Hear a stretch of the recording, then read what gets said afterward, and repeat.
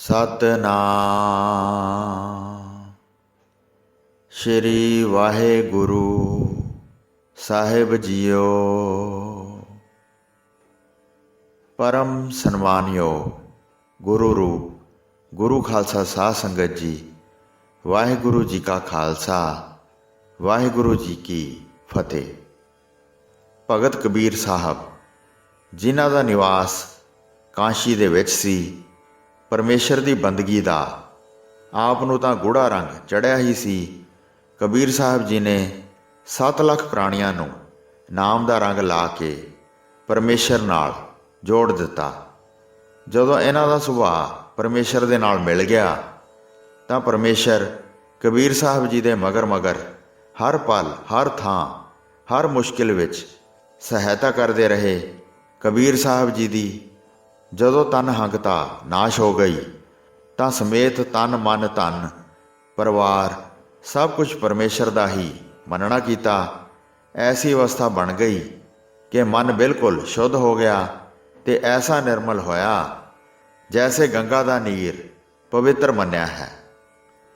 ਕਬੀਰ ਮਨ ਨਿਰਮਲ ਭਇਆ ਜੈਸਾ ਗੰਗਾ ਨੀਰ, ਪਾਛੈ ਲਾਗੋ ਹਰ ਫਿਰੈ ਕਹਿਤ ਕਬੀਰ ਕਬੀਰ। ਸੋ ਇੱਕ ਦਿਨ ਕਬੀਰ ਸਾਹਿਬ ਜੀ ਦੇ ਮੁਹੱਲੇ ਵਿੱਚ ਕੋਈ ਚੋਰੀ ਕਰਨ ਵਾਲਾ ਚੋਰ ਆ ਵੜਿਆ। ਉਸ ਚੋਰ ਦੇ ਚੋਰੀ ਕਰਦਿਆਂ ਹੀ ਲੋਕਾਂ ਵਿੱਚ ਰੌਲਾ ਪੈ ਗਿਆ। ਉਹ ਸਮੇਂ ਐਸੇ ਸਨ ਕਿ ਚੋਰ ਦੇ ਲਈ ਸੂਲੀ ਤੇ ਟੰਗਣ ਦੀ ਸਜ਼ਾ ਸੀ। ਆਪਣੀ ਜਾਨ ਹਰੇਕ ਜੀਵ ਨੂੰ ਪਿਆਰੀ ਹੈ। ਚੋਰ ਆਪਣੀ ਜਾਨ ਬਚਾਉਣ ਵਾਸਤੇ ਇਤਨੀ ਜ਼ੋਰ ਨਾਲ ਦੌੜਿਆ ਕਿ ਉਹਨਾਂ ਲੋਕਾਂ ਦੇ ਹੱਥ ਨਾ ਆਇਆ। ਲੋਕਾਂ ਦੇ ਵਿੱਚ ਇਹ ਉਤਸ਼ਾਹ ਸੀ ਕਿ ਚੋਰ ਨੂੰ ਕਿਸੇ ਕੀਮਤ 'ਤੇ ਵੀ ਜਾਣ ਨਹੀਂ ਦੇਣਾ, ਪਕੜਨਾ ਹੈ।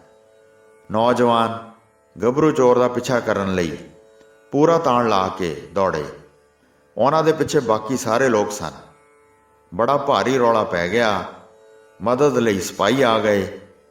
ਕੁਝ ਲੋਕ ਚੋਰ ਨੂੰ ਘੇਰਨ ਲਈ ਮੂਹਰੋਂ ਰਾਹ ਰੋਕ ਕੇ ਖੜੇ ਹੋ ਗਏ। ਹੁਣ ਰਾਤ ਦਾ ਅੰਧੇਰਾ ਸੀ। ਉਹਨਾਂ ਸਮਿਆਂ ਵਿੱਚ ਚਾਨਣ ਦੀ ਵੀ ਕੋਈ ਬਹੁਤ ਵੱਡੀ ਸਹੂਲਤ ਨਹੀਂ ਸੀ। ਸਰੋਂ ਦੇ ਤੇਲ ਦੇ ਦੀਵੇ ਹੋਇਆ ਕਰਦੇ ਸਨ। ਵਿਸ਼ੇਸ਼ ਚਾਨਣੇ ਦੀ ਲੋੜ ਹੋਵੇ ਤਾਂ ਮਸ਼ਾਲਾਂ ਜਗਾਈਆਂ ਜਾਂਦੀਆਂ ਸਨ। ਸੋ ਚੋਰ ਨੇ ਦੇਖਿਆ ਕਿ ਹੁਣ ਮੇਰਾ ਕੋਈ ਵੀ ਬਚਣ ਦਾ ਹੀਲਾ ਨਹੀਂ ਦਿਸਦਾ। ਇੱਕੋ ਹੀ ਉਪਾਅ ਹੈ ਕਿ ਜੇ ਕਬੀਰ ਸਾਹਿਬ ਮੈਨੂੰ ਸ਼ਰਨ ਦੇ ਦੇਣ ਤਾਂ ਮੇਰੀ ਜਾਨ ਬਚ ਸਕਦੀ ਹੈ। ਨੱਠ ਕੇ ਕਬੀਰ ਸਾਹਿਬ ਜੀ ਦੇ ਘਰ ਆ ਵੜਿਆ। ਇੱਕੜ ਦੁੱਕੜ ਲੋਕਾਂ ਦੇ ਨਿਗਾਹ ਵੀ ਪੈ ਗਿਆ ਕਿ ਚੋਰ ਕਬੀਰ ਸਾਹਿਬ ਦੇ ਘਰ ਪ੍ਰਵੇਸ਼ ਕਰ ਗਿਆ ਹੈ। ਲੋਕਾਂ ਦੇ ਇਕੱਠ ਹੋਣ ਨੂੰ ਕੁਝ ਸਮਾਂ ਲੱਗਿਆ। ਇਤਨੇ ਹੀ ਸਮੇਂ ਵਿੱਚ ਚੋਰ ਨੇ ਕਬੀਰ ਸਾਹਿਬ ਜੀ ਦੇ ਚਰਨਾਂ ਵਿੱਚ ਜਾ ਕੇ ਆਪਣਾ ਸੀਸ ਰੱਖ ਦਿੱਤਾ ਤੇ ਵਾਸਤਾ ਪਾਇਆ ਕਿ ਲੋਕੀ ਮੈਨੂੰ ਜਾਨੋਂ ਮਾਰ ਦੇਣਗੇ।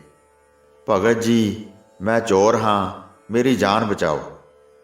ਮੇਰੇ ਨਾਲ ਦੇ ਸਾਥੀ ਚੋਰ ਤਾਂ ਦੌੜ ਗਏ ਹਨ ਔਰ ਮੈਂ ਫਸ ਗਿਆ ਹਾਂ। ਕਬੀਰ ਸਾਹਿਬ ਜੀ ਦੇ ਮਨ ਵਿੱਚ ਦਇਆ ਆਈ। ਉਸ ਦੀਨ ਦੀ ਬੇਨਤੀ ਸੁਣ ਕੇ ਆਪ ਨੇ ਸ਼ਰਨ ਆਏ ਦੀ ਲਾਜ ਰੱਖਣ ਵਾਲਾ ਧਰਮ ਵਿਚਾਰ ਕੇ ਕਹਿਣ ਲੱਗੇ ਕਿ ਤੇਰਾ ਇੱਕ ਹੀ ਢੰਗ ਨਾਲ ਬਚਾਅ ਹੋ ਸਕਦਾ ਹੈ। ਉਹ ਸਾਹਮਣੇ ਮੇਰੀ ਪੁੱਤਰੀ ਸੁੱਤੀ ਪਈ ਹੈ, ਉਸ ਨਾਲ ਜਾ ਕੇ ਪੈ ਜਾ। ਸੌਣ ਦੀ ਤਰ੍ਹਾਂ ਘੁਰਾੜੇ ਮਾਰਨ ਲੱਗ ਜਾਈਂ, ਬਾਕੀ ਮੈਂ ਆਪ ਹੀ ਸਮਝ ਲਵਾਂਗਾ। ਅਚਾਨਕ ਕਮਾਲੀ ਉਸ ਵੇਲੇ ਕਰਵਟ ਲੈ ਕੇ ਬਾਹੀਂ ਦੇ ਨਾਲ ਲੱਗੀ ਪਈ ਸੀ, ਜਿਸ ਨੂੰ ਗੂੜੀ ਨੀਂਦ ਵਿੱਚ ਕੁਝ ਨਹੀਂ ਪਤਾ ਸੀ ਕਿ ਕੌਣ ਆਇਆ ਹੈ, ਕੌਣ ਗਿਆ, ਕੀ ਹੋ ਰਿਹਾ ਹੈ। ਉਸ ਨੂੰ ਕੁਝ ਨਹੀਂ ਪਤਾ ਕਿਉਂਕਿ ਕਿਰਤੀ ਲੋਕਾਂ ਨੂੰ ਨੀਂਦ ਖੁੱਲ੍ਹ ਕੇ ਆਇਆ ਕਰਦੀ ਹੈ। ਗੂੜੀ ਨੀਂਦ ਵਿੱਚ ਜੀਵ ਮੁਰਦੇ ਦੇ ਤੁੱਲ ਹੁੰਦਾ ਹੈ। ਸੋ ਇਸ ਲਈ ਕਬੀਰ ਸਾਹਿਬ ਦੀ ਬੇਟੀ ਨੂੰ ਪਤਾ ਨਹੀਂ ਲੱਗਾ ਕਿ ਮੇਰੇ ਨਾਲ ਪਰਾਇਆ ਪੁਰਸ਼ ਆ ਕੇ ਪੈ ਗਿਆ ਹੈ। ਉਧਰ ਚੋਰ ਦੀ ਇਹ ਹਾਲਤ ਸੀ ਕਿ ਆਪਣੇ ਪਾਪਾਂ ਨੂੰ ਯਾਦ ਕਰਕੇ ਪਛਤਾ ਰਿਹਾ ਸੀ। ਨਾਲ ਕਬੀਰ ਸਾਹਿਬ ਜੀ ਦੀ ਉਦਾਰਤਾ ਨੂੰ ਯਾਦ ਕਰਕੇ ਕਿ ਐਸਾ ਉਪਕਾਰ ਕੀਤਾ ਜੋ ਕੋਈ ਨਹੀਂ ਕਰ ਸਕਦਾ। ਭਲਾ ਕੌਣ ਹੈ ਜੋ ਆਪਣੀ ਧੀ ਨਾਲ ਕਿਸੇ ਪਰਾਏ ਪੁਰਸ਼ ਨੂੰ ਇੱਕੋ ਮੰਜੇ ਤੇ ਪਾਉਣ ਦਾ ਹੌਸਲਾ ਕਰੇ। ਚੋਰ ਸੋਚਦਾ ਹੈ ਕਿ ਹੇ ਮਨਾ, ਹੋਰ ਤੇ ਪਾਪ ਤੂੰ ਜ਼ਿੰਦਗੀ ਵਿੱਚ ਬਹੁਤ ਕੀਤੇ ਹਨ, ਉਹਨਾਂ ਤੋਂ ਸ਼ਾਇਦ ਤੂੰ ਬਚ ਜਾਏ। ਪਰ ਜੇ ਅੱਜ ਕਬੀਰ ਸਾਹਿਬ ਦੀ ਲੜਕੀ ਦੇ ਨਾਲ ਤੇਰੇ ਜਿਸਮ ਦਾ ਕੋਈ ਵੀ ਅੰਗ ਛੋ ਗਿਆ ਜਾਂ ਮਨ ਵਿੱਚ ਕੋਈ ਰੰਚਕ ਮਾਤਰ ਵੀ ਮੈਲਾ ਸੰਕਲਪ ਆਇਆ, ਇਹ ਪਾਪ ਕਿਸੇ ਜਨਮ ਵਿੱਚ ਵੀ ਉਤਰਨ ਵਾਲਾ ਨਹੀਂ ਹੋਵੇਗਾ। ਉਸ ਨੂੰ ਇਉਂ ਪ੍ਰਤੀਤ ਹੋਇਆ ਕਿ ਜਿਵੇਂ ਉਹ ਆਪਣੀ ਸਕੀ ਭੈਣ ਨਾਲ ਪਿਆ ਹੋਵੇ ਔਰ ਸੋਚਦਾ ਹੈ ਕਿ ਜੇ ਅੱਜ ਬਚ ਗਿਆ ਤਾਂ ਮੈਂ ਕਬੀਰ ਸਾਹਿਬ ਜੀ ਦਾ ਸਿੱਖ ਹੋ ਕੇ ਰਹਿੰਦੀ ਜ਼ਿੰਦਗੀ ਵਿੱਚ ਪਵਿੱਤਰ ਜ਼ਿੰਦਗੀ ਜੀਵਾਂਗਾ। ਇਤਨੇ ਨੂੰ ਜੋ ਲੋਕ ਪਿੱਛੇ ਲੱਗੇ ਹੋਏ ਸਨ ਸਾਰੇ ਕਬੀਰ ਸਾਹਿਬ ਦੇ ਘਰ ਆ ਪਹੁੰਚੇ ਤੇ ਕਬੀਰ ਸਾਹਿਬ ਨੂੰ ਆਵਾਜ਼ ਮਾਰੀ, ਕਿਹਾ ਕਿ ਕਬੀਰ ਤੇਰੇ ਘਰ ਚੋਰ ਵੜਿਆ ਹੈ, ਦੱਸ ਕਿੱਥੇ ਹੈ। ਕਬੀਰ ਸਾਹਿਬ ਜੀ ਨੇ ਕਿਹਾ ਕਿ ਸਾਧ ਚੋਰ ਸਭ ਬ੍ਰਹਮ ਪਛਾਨੋ। ਕਬੀਰ ਸਾਹਿਬ ਜੀ ਨੇ ਕਿਹਾ ਕਿ ਮੈਂ ਤਾਂ ਕਿਸੇ ਚੋਰ ਨੂੰ ਨਹੀਂ ਜਾਣਦਾ, ਮੇਰੇ ਘਰ ਚੋਰ ਨੇ ਵੜ ਕੇ ਕੀ ਲੈਣਾ ਹੈ। ਭਲਾ ਕੋਈ ਸਾਧ ਤਾਂ ਮੇਰੇ ਘਰ ਵੜੇ ਤਾਂ ਮੈਂ ਮੰਨ ਸਕਦਾ ਹਾਂ, ਚੋਰ ਨੇ ਮੇਰੇ ਘਰ ਕੀ ਲੈਣ ਆਉਣਾ ਹੈ। ਲੋਕਾਂ ਨੇ ਕਿਹਾ ਕਿ ਕਬੀਰ ਬਹੁਤੀਆਂ ਗੱਲਾਂ ਨਾ ਕਰ, ਤਲਾਸ਼ੀ ਦੇ। ਕਬੀਰ ਸਾਹਿਬ ਨੇ ਕਿਹਾ ਕਿ ਆਓ ਜੀ ਲਓ ਤਲਾਸ਼ੀ, ਮੇਰਾ ਕਿਹੜਾ ਸ਼ਾਹੀ ਮਹਿਲ ਹੈ ਕਿ ਪਤਾ ਨਹੀਂ ਲੱਗਣਾ। ਇੱਥੇ ਜੋ ਕੁਝ ਹੈ ਸਭ ਕੁਝ ਤੁਹਾਡੇ ਸਾਹਮਣੇ ਹੈ। ਉਹ ਸਾਹਮਣੇ ਮੇਰੀ ਧੀ ਤੇ ਜਵਾਈ ਸੁੱਤੇ ਹੋਏ ਹਨ। ਇਹ ਜਗ੍ਹਾ ਛੱਡ ਕੇ ਬਾਕੀ ਜਿਹੜੀ ਮਰਜ਼ੀ ਜਗ੍ਹਾ ਵੇਖ ਲਓ। ਸਾਰੀ ਜਗ੍ਹਾ ਵੇਖੀ ਤਾਂ ਚੋਰ ਕਿਤੇ ਵੀ ਨਾ ਲੱਭਾ। ਲੋਕਾਂ ਨੇ ਬਥੇਰੀ ਕੋਸ਼ਿਸ਼ ਕੀਤੀ। ਆਖਿਰ ਨੂੰ ਜਦੋਂ ਪਤਾ ਨਾ ਲੱਗਾ ਤਾਂ ਲੋਕੀ ਆਪਣੇ ਆਪਣੇ ਘਰਾਂ ਨੂੰ ਚਲੇ ਗਏ। ਚੋਰ ਨੇ ਉੱਠ ਕੇ ਕਬੀਰ ਜੀ ਦੇ ਚਰਨ ਫੜ ਲਏ, ਅੱਖਾਂ ਵਿੱਚ ਹੰਝੂ ਭਰ ਕੇ ਕਹਿਣ ਲੱਗਾ ਕਿ ਕਬੀਰ ਜੀ ਮੈਨੂੰ ਬਖਸ਼ੋ। ਕਬੀਰ ਜੀ ਨੇ ਸ਼ੁਭ ਸਿੱਖਿਆ ਦੇ ਕੇ ਬੰਦਗੀ ਵਿੱਚ ਜੋੜ ਦਿੱਤਾ ਤੇ ਅੱਗੇ ਲਈ ਧਰਮ ਕਿਰਤ ਵਿੱਚ ਵਿਸ਼ਵਾਸ ਪੈਦਾ ਕਰ ਦਿੱਤਾ।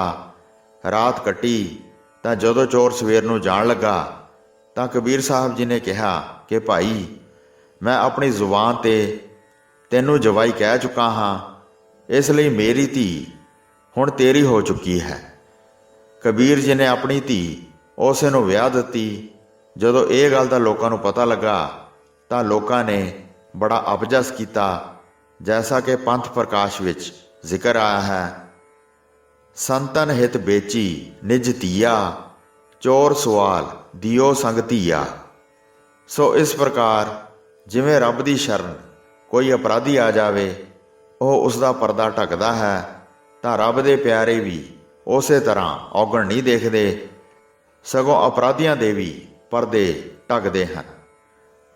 ਤੁਮ ਸਮਰੱਥਾ ਕਾਰਨ ਕਰਨ, ਢਾਕਣ ਢਾਕ ਗੋਬਿੰਦ ਗੁਰ ਮੇਰੇ, ਮੋਹੇ ਅਪਰਾਧੀ ਸਰਨ ਚਰਨ।